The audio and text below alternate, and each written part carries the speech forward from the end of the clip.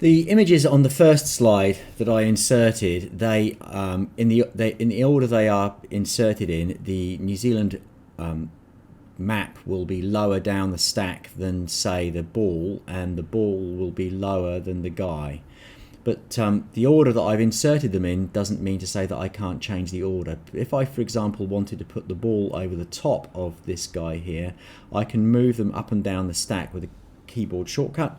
You can use Control or Command.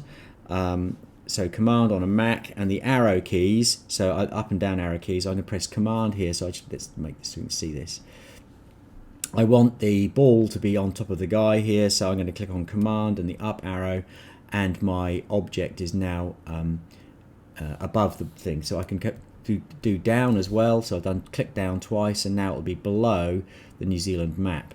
So if I can now move this, for example, and I want to use the Command key again and move the map up through the stack. So we can use, and we can do the same with the title here, for example. It's masking the title, so we want the title, and so anything can be moved. So I'm going to do this. There we go, I've moved it through the stack, and now it's on top, the title's on top of the pictures.